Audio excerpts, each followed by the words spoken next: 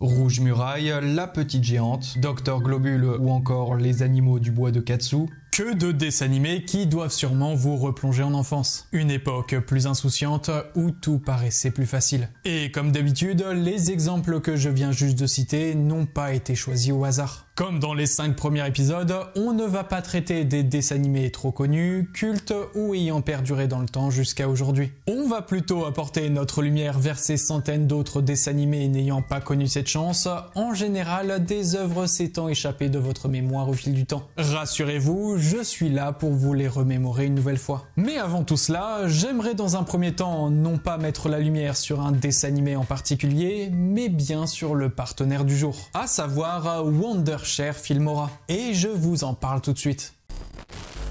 Pas de compétences avancées en montage, pas de bibliothèque de matériel parfaitement adapté. Avec Filmora, un seul logiciel pour tout gérer à votre place. Filmora est un logiciel de montage facile et tout public, axé sur la production rapide tout en gardant un aspect complet et professionnel, en incluant de nombreux presets d'effets intégrés. Récemment est sortie la nouvelle version Filmora 14, possédant cette nouveauté non négligeable comme la qualité de la voix grâce à l'intelligence artificielle intégrée. En effet, Filmora offre 24 fonctions d'intelligence artificielle pour vous aider à réaliser des montages difficiles sans effort. Parmi les grandes fonctionnalités, on a le système masque et détourage intelligent. Comme vous pouvez le voir, il suffit d'utiliser l'outil pinceau pour sélectionner l'objet que vous souhaitez conserver ou supprimer, et hop, le logiciel analyse et applique automatiquement les modifications à l'ensemble de la vidéo. Ensuite, je peux vous parler de la fonctionnalité Filmora Copilot. Entièrement remis à niveau dans la V14, il se transforme en votre assistant de montage vidéo. En saisissant simplement des commandes, vous pouvez rapidement obtenir une assistance plus intelligente, laissant Filmora gérer les éditions de base et les optimisations pour vous en un rien de temps. On a également le générateur de musique avec 20 000 ressources musicales. Vous pouvez également créer votre propre style musical avec pas moins de 30 genres différents. De plus, Filmora s'est associé à Universal Music pour vous offrir une sélection encore plus large. En bref, grâce à son interface simple pour les débutants et une riche bibliothèque de ressources et de matériel, Filmora vous aide à éditer des vidéos plus efficacement tout en ajoutant une touche professionnelle à vos créations. Mais n'oubliez pas surtout que l'IA est un outil, le vrai créateur c'est vous. Alors qu'attendez-vous donc pour l'essayer? Disponible sous Windows, iOS et Android, ce logiciel est gratuit pour sa version d'essai. Cliquez sur le lien disponible dans la première ligne de description ou dans le commentaire épinglé de cette vidéo. Merci encore à Filmora pour leur soutien et sur ce, bonne vidéo à tous. Bien, vous connaissez la chanson, pensez à vous abonner si ça n'est pas déjà fait et dirigeons-nous vers Nostalgyland à travers les souvenirs les plus enfouis de notre jeunesse. Chers amis, plongeons-nous tous ensemble dans cet univers fantastique et nostalgique des dessins animés oubliés de notre enfance, épisode 6. Générique ?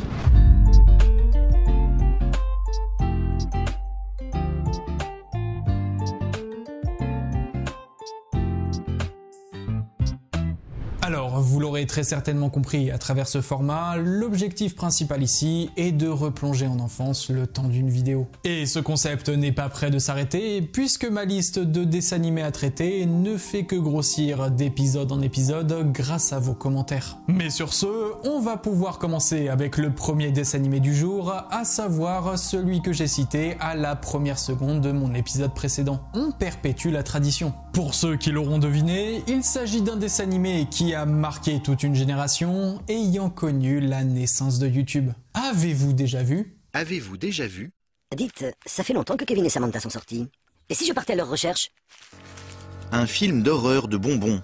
Avez-vous déjà vu est une série télévisée d'animation française de 150 capsules de 40 à 55 secondes diffusée à partir de 2006 sur M6. Cette œuvre aussi originale qu'atypique est à l'initiative de Pierre-Alain Bosch, un auteur travaillant souvent avec Alain Chabat que vous connaissez tous. Grand acteur, réalisateur et scénariste franco-algérien, tout ça. De leur collaboration va naître cette création animée produite par la société Chez Wham, créée par Alain Chabat en 1994 et animé par le studio Normal. Et le rôle de Chabat dans cette histoire va bien plus loin que la simple production de la série. C'est lui-même qui prête sa voix pour interpréter le narrateur, mais aussi plein d'autres personnages. Pour ceux qui ont encore un doute, je n'ai qu'à vous montrer un extrait plus complet. Je vous préviens, ça va direct vous sauter aux yeux. Oh, ma cravate est laide. Oh non, mes fraises sont molles. Vous allez trop vite. Antenne dans 30 secondes.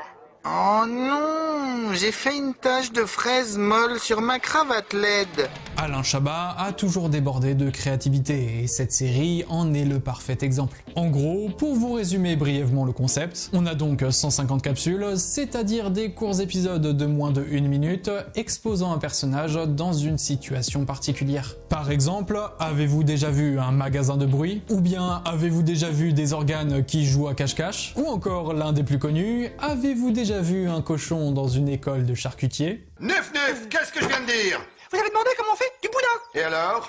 Alors on prend un cochon et puis on l'égorge, écrit comme un goré, après le sang il se vide dans une bassine, on fait cuire, ça fait du boudin. Et vous savez comment je le sais? Parce que je suis un cochon. Oui. Tous les épisodes sont construits exactement de la même manière. La question posée « Avez-vous déjà vu ?», un très court plan introduisant le sujet, puis le titre de la capsule, suivi par le sketch, et enfin la résolution par la phrase « Maintenant, oui. » Tu m'étonnes que ça nous est resté en tête. Pour moi, cette émission, c'est le prime de la private joke de famille, avant les 10 minutes à perdre de Bat et Gaël, ou encore les sketchs du Palma Show à l'époque. Car oui, tout comme ces exemples, c'est bien avec YouTube que j'ai découvert ce dessin animé. Et je suis sûr, comme beaucoup d'entre vous. En même temps, le format s'y prête grave. Mais il n'y a pas que l'humour et les situations des capsules que j'ai retenues. L'animation avait vraiment sa place tout attitrée. Une animation simple, se déroulant dans très peu de plans, voire un seul, par manque de budget ou pour accélérer la production, on imagine. Mais cette contrainte est au contraire une force pour la série, ayant réussi à marquer autant de gens par ses sketchs originaux et cultes pour certains. Tenez bon, nous envoyons une voiture. Qu'est-ce qui se passe ici? Maman. C'est lui. Non, c'est pas moi, j'ai un alibi, j'étais au cinéma. Par contre, c'est bien mignon tout ça, mais j'aimerais qu'on parle 2 minutes du lore autour des Toupoutou. Ça me hante et j'aimerais que vous me disiez en commentaire si vous aussi ça vous a marqué. On suit donc ces fameux Toupoutou, ces petits personnages mignons roses et bleus. Sûrement une parodie des Teletubbies, ne vous faites pas avoir. Ils n'ont de mignon que leur physique. Parce qu'en réalité, ce sont de véritables fils de p***. On suit leurs petites aventures à base d'adultère, de meurtre, de racisme et de harcèlement. Juste regardez comment sont traités les étrangers au pays des Toupoutou.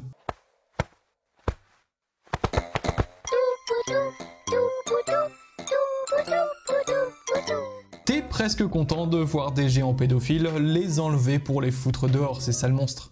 Ouais, non, oubliez. C'est pire comme ça en fait.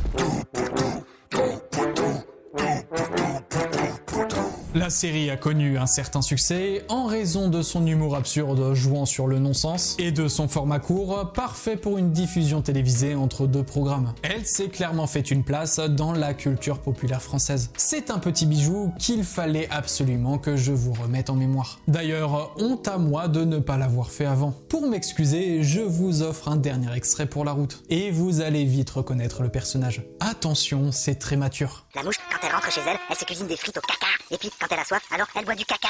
Et alors, après, comme elle avait trop faim, elle a mangé toute sa maison. Alors, elle est obligée de déménager. Et puis, elle va dans un immeuble de mouches. Et les immeubles de mouches, eh ben, c'est des bouses d'éléphant. Eh bien, ça va être difficile de passer après cette masterclass, n'est-ce pas? Et pourtant, il le faut. Place au dessin animé suivant, faites place au Sauve-Tout. Sur la terre, dans les airs et sous la mer, nous les sauve-tout, on est dans le coup.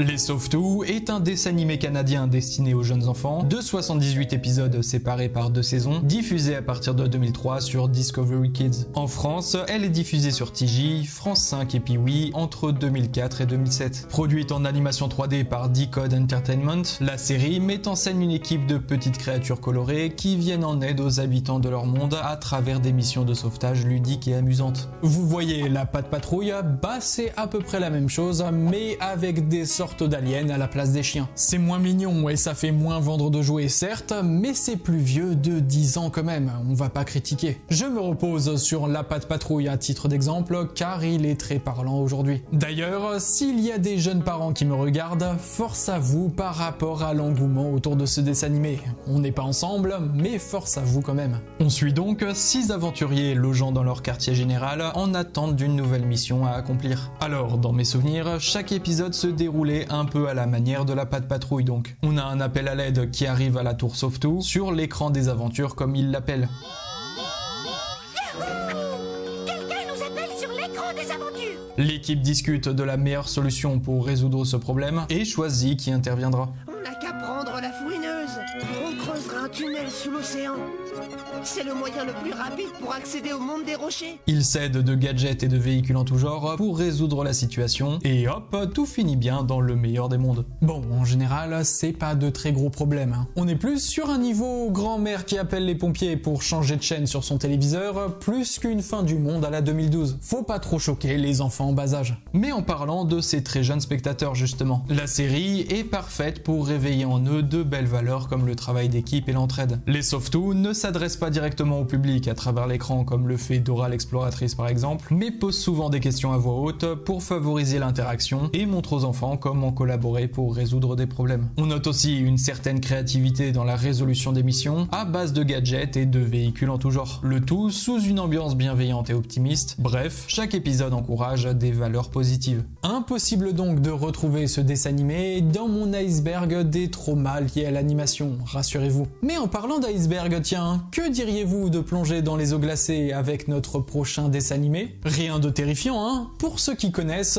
il s'agit de Jasper le pingouin. C'est moi, Jasper, Tu es venu chez nous en traversant les mers pour changer d'air. et voir ce qui se passe à l'autre bout de la terre. Jasper le pingouin est un dessin animé franco-allemand de 52 épisodes, sorti en France sur Zouzou en 2001. Produit par les studios Millimage et Toons & Tales, il met en scène Jasper, un petit pingouin ayant quitté sa famille au pôle sud pour voyager à travers le monde. Sur un morceau de banquise s'étant détaché, il dérive vers une petite ville où il fait la rencontre d'Emma, une jeune fille lui apprenant à vivre parmi les humains. Jasper se sent bien dans sa nouvelle vie et décide de rester avec elle. Cependant, pour ne pas inquiéter sa famille, il envoie régulièrement un compte rendu de ses expériences dans ce nouveau monde via des bouteilles à la mer. Et chaque épisode retrace ce que Jasper raconte à sa famille. Comment il est arrivé à fabriquer des chaussures car ses palmes ne sont pas habituées au bitume chaud, ou comment il s'est accoutumé à la mode capillaire de la ville, ou encore comment il a dû s'adapter à ce que les humains ont le droit de faire ou non. On n'a pas le droit de marcher sur la pelouse. Comment le sais-tu? Regarde, tout ce qui est dans un cercle barré est interdit. Je sais pas si vous l'avez reconnu, mais il s'agit bien de la voix de Christophe Lemoine qui interprète Jasper. C'est fou de se dire que dans la carrière de ce comédien de talent, on a eu du Sam de Seigneur des Anneaux, Sid dans Toy Story, Jasper le pingouin, mais aussi Cartman dans South Park. Ça vous emmerde et je rentre à ma maison. Dans tous les cas, Jasper le pingouin est un dessin animé bien oublié. Et si ça se trouve pas tant visionné que ça, à en voir le peu d'infos que j'ai trouvé sur internet. Heureusement, on peut trouver l'ensemble des épisodes en HD et en français sur YouTube, ça c'est cool pour les extraits. Mais cette série a aussi connu son film d'animation appelé Jasper Pingouin Explorateur, sorti dans sa version originale en Allemagne en 2008, puis l'année suivante chez nous en France. Un film que je n'ai jamais vu, je sais pas si vous il vous parle. Il était une fois sur la banquise, Jasper, un petit pingouin qui rêvait d'explorer le monde, lorsqu'un jour... L'histoire est bien évidemment plus développée que le dessin animé. Jasper, accompagné de son petit frère Junior, part à l'aventure à bord d'un immense paquebot, faisant la rencontre d'Emma, la fille du capitaine, et d'un piaf du nom de Kakapo. Ensemble, ils tentent de récupérer les œufs volés du diabolique Dr. Block. Bon, le film est bien plus laid que le dessin animé parce qu'il utilise une sorte de 3D moche, retirant tout le charme d'origine, je trouve. Et puis, même si le dessin animé ne se dirige pas vers des sujets plus profonds, il garde quand même une good vibe, sans prise de tête, sans méchant, sans danger, parfait pour les tout petits. Génial cet igloo. Et en plus, il y a l'eau courante. Un monde nouveau s'ouvre à moi. Bon, je vous l'accorde, ce dessin animé était beaucoup trop calme et family friendly. Il me faut plus de débilité, j'ai besoin de ma dose quotidienne de personnages bien goofy comme il faut. Ça tombe bien, pour ça, on a Cléo et Chico. Maman a un poulet. Maman a une vache. Papa est fier, même si ça fait tâche.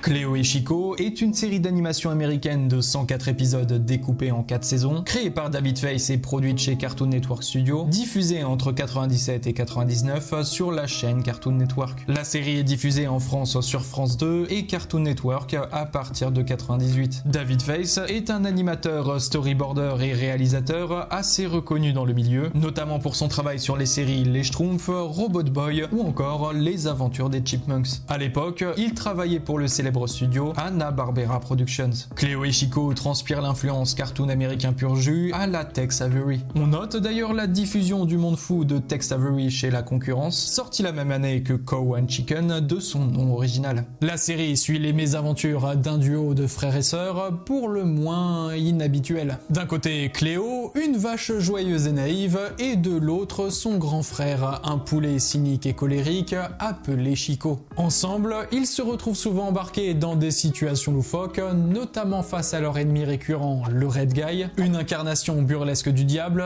adorant se déguiser sous différentes identités, en général pour les arnaquer. Après, ils n'ont pas tant besoin de lui, tellement nos deux animaux sont cons comme du foin. What's the matter with you, man? Can't you read? No chicken milk! Les trois personnages principaux sont doublés dans leur version originale par le grand acteur et comédien Charles Adler, connu pour avoir prêté sa voix à de nombreux films et séries d'animation. Cow, chicken, Red guy. J'ai découvert Cléo et Chico sur internet. Je sais pas si vous avez réussi à mater ce dessin animé sur votre télé. Perso, c'est surtout ce foutu diable pervers que j'ai retenu. Il passait son temps à nous raconter son traumatisme subi dans son enfance, et après il se barrait à cloche-fesse comme si c'était ses jambes. Surtout qu'il ne porte pas de pantalon. C'était perturbant. I'm a bad boy. A very bad boy. Je pense que j'ai découvert un peu tard ce dessin animé, et forcément, l'humour ne me parlait pas trop à vrai dire. Et encore, on est loin du niveau du monde fou de Tex Avery. Rassurez-moi, je n'étais pas le seul à détester ce dessin animé, n'est-ce pas? J'avais presque honte du générique, complètement débile, qui passait à la télé quand mes parents prenaient leur petit-déj juste à côté. Je zappais direct, c'était pas possible. Mais c'est pas le sujet, Cléo et Chico étaient un peu mieux écrits, on va dire. Après la diffusion de son pilote en 95, le studio Hanna-Barbera avait décidé de faire de Cléo et Chico une série complète, à la suite de nombreuses lettres rédigées par des fans demandant la prolongation de la série. Dessin animé ayant été nommé aux Emmy Awards tout de même, faut le souligner. Mais bref, on va pouvoir passer à notre avant-dernier dessin animé de cette vidéo, avant d'introduire notre invité du jour. Et là, chers amis, qu'est-ce que vous me l'avez réclamé celui-là? Vous n'êtes pas prêts. Vraiment, je ne vous mens pas, on va parler des contes de la rue Broca. Rue Broca. Il y a des mystères. Une fée met les doigts dans son nez. Rue Broca. Les rois épousent les pommes de terre. Les diables vont au paradis. Les Contes de la rue Broca est une série télévisée d'animation française adaptée de l'œuvre éponyme de Pierre Gripari, publiée à partir de 1967. Composée de 26 épisodes, la série est diffusée pour la première fois en 95 sur Canal J, puis rediffusée l'année suivante sur France 3 dans Le Réveil des Babalous. Elle a ensuite été reprise sur Ma Planète en 2006 et sur Gulli à partir de 2007. La série est un franc succès dû à la popularité des livres d'origine et elle a réussi à marquer les esprits jusqu'à aujourd'hui. Il y a juste à voir la section commentaires sous mes vidéos de ce format pour s'en rendre compte. Chaque épisode reprend la même trame. Chaque jour, Monsieur Pierre se rend à la petite épicerie de Papa Saïd. Bien que discret et mystérieux, il se révèle être un sacré conteur, captivant Nadia et Bachir, les enfants de l'épicier, avec ses récits extraordinaires tirés du folklore européen. Chaque récit possède un lien avec cette fameuse rue Broca, en plein cœur de Paris. Ça commence tout près d'ici. Rue Mouffetard habitait une vieille sorcière affreusement laide. Elle était prête à tout pour devenir la plus belle fille du monde. Les Contes de la rue Broca est un concentré de nostalgie, pas que pour ma génération, mais aussi celle de nos grands frères et sœurs, voire celle de nos parents s'ils ont eu la curiosité de regarder ce dessin animé. Il en a amusé certains, fait peur à d'autres, mais dans tous les cas, il a marqué les esprits. On a grandi avec ces récits composés de personnages en tout genre comme la sorcière de la rue Mouffetard, le marchand de fessées ou encore le gentil petit diable. Patron, Qu'est-ce que c'est que ce travail? Ton feu est éteint, c'est plus l'enfer ici. Ma parole, c'est la Côte d'Azur. Et tes clients? ils ont eu des regrets, alors...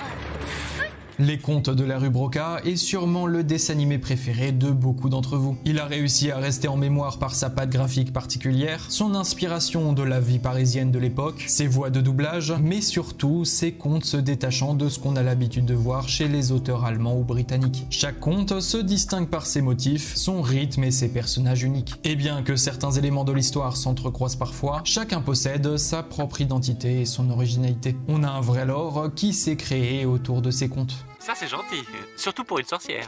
Moi, je n'ai que tu écris des horreurs sur moi que je n'ai pas de cœur. Aujourd'hui, j'espère que vous, jeunes parents, allez transmettre à vos enfants les émotions que vous avez vécues à travers ce sublime dessin animé. Il est important qu'il ne tombe pas dans l'oubli. Cette série animée, comme ses livres d'origine, font partie de notre patrimoine français. Il est donc nécessaire de la préserver à tout prix. Et c'est pour cela que je vous en parle aujourd'hui. Mais maintenant que cela est fait, je vais vous laisser avec notre invité du jour qui va vous présenter une œuvre de son choix rien que pour vous. Je vous présente mon collègue Sio et son dessin animé Kids Next Door.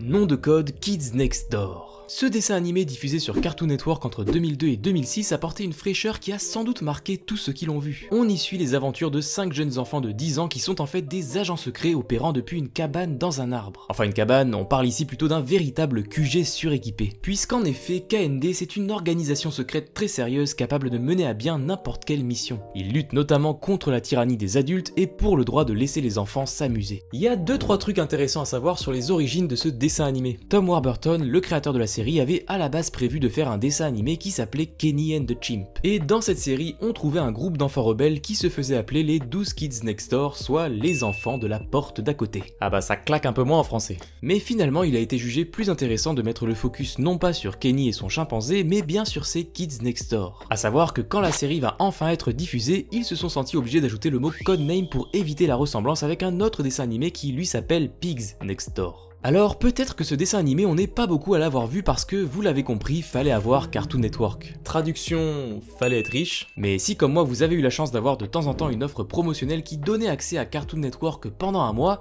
vous avez pu goûter à ce super dessin animé. Je me rappelais encore de son générique.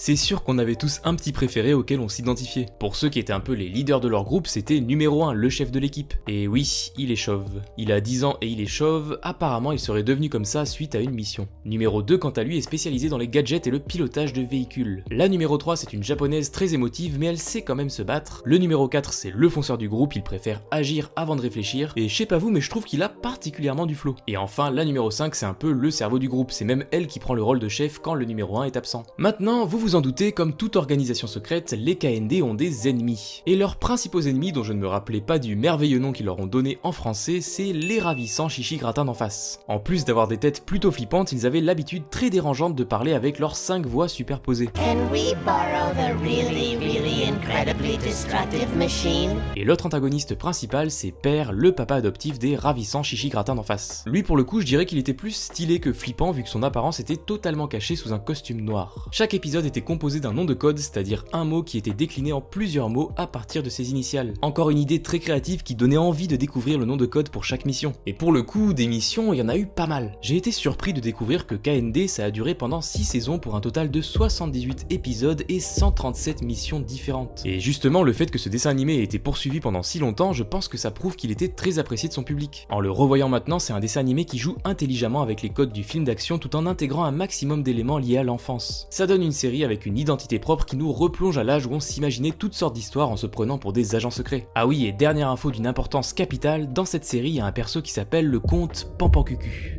Ça c'est du blaze. J'espère que ça vous aura plu de se replonger dans ce dessin animé pas si connu. Moi c'est Sio, je suis animateur 3D et sur ma chaîne j'aborde différents sujets liés à l'animation. Soit des sujets d'actualité, soit je prends une œuvre connue et je retrace les origines de sa création. Et j'ai même déjà invité le Puanimé sur une vidéo pour un quiz épique centré sur l'animation. D'ailleurs merci à toi cher Puanimé pour l'invitation, je te rends les rênes de ta vidéo.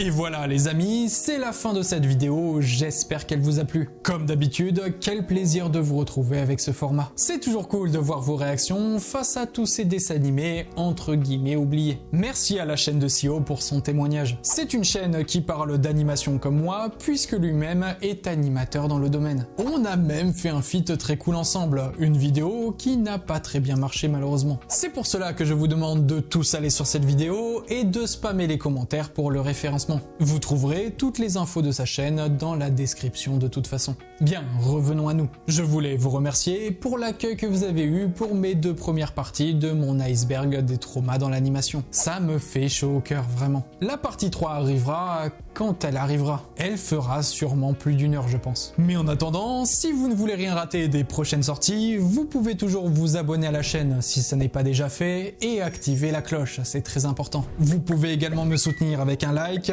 un partage sur les réseaux sociaux et un petit commentaire. Comme vous savez très bien le faire, n'hésitez pas à partager votre liste de dessins animés que vous aimeriez voir dans ce format. Enfin, vous pouvez me soutenir financièrement via un don sur ma page Tipeee disponible dans la barre de description. Merci à tous ceux qui le feront. Et merci encore une fois aux partenaires de cette vidéo, Wondershare Filmora. Le lien est dans la description et dans le commentaire épinglé de cette vidéo. Mais sur ce les amis, je vous laisse, continuez de regarder de l'animation, n'ayez pas honte de mater les dessins animés que vous aimez, mais surtout, n'arrêtez jamais de rêver. À la prochaine.